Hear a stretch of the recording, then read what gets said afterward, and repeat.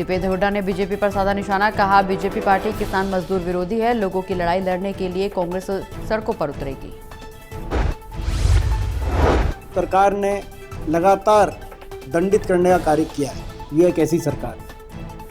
और अब देखा आपने, मैं पूछना चाहता हूँ भारत सरकार और हरियाणा सरकार से, जब उत्तराखंड में आपने प्राकृतिक आपदा डिक्लेयर करके, क्योंकि बारिश ज़्यादा थी इस साल, बाढ़ग्रस्त करके पैकेज की घोषणा कर दी, आपने पैकेज की घोषणा दिल्ली में कर दी, दिल्ली तक में कर दी, और यहाँ तक कि पंजाब में भी हुई।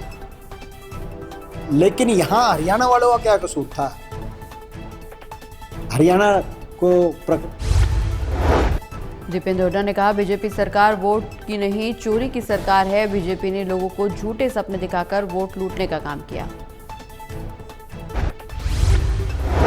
जनता पार्टी द्वारा हर तरीके से चुनाव में गड़बड़ी घोटाले करने का की बात है। ये पहले दिन से, जब हरियाणा का नतीजा आया तब हमने एक बात की थी कि जो सरकार है जन भावनाओं के आधार पर सरकार नहीं बनी।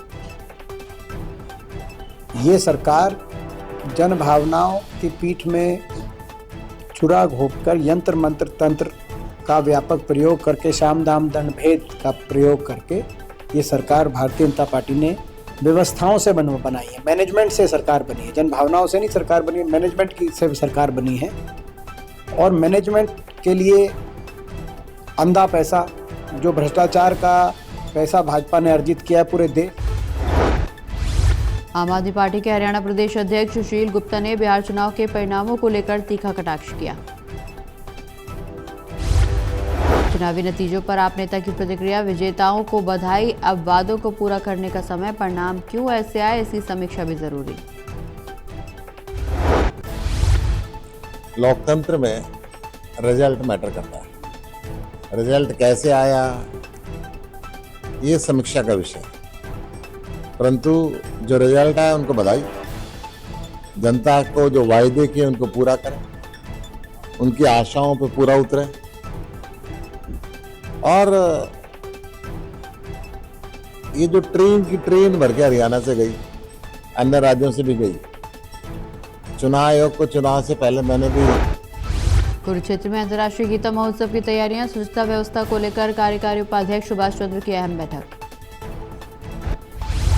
पीएम मोदी के आगमन से पहले कुरुक्षेत्र में स्वच्छता मिशन तेज, कार्यकारी उपाध्यक्ष सुभाष चंद्र ने अधिकारियों को व्यापक जागरूकता अभियान के निर्देश दिए।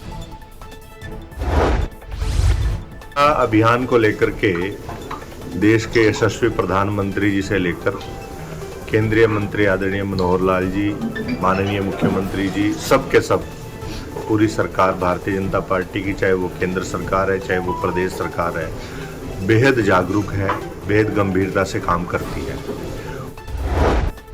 अंतर्राष्ट्रीय गीता महोत्सव में कश्मीर की पश्मीना शॉल का जलवा, क्वालिटी और कारीगरी देखकर मोहित हुए पर्यटक।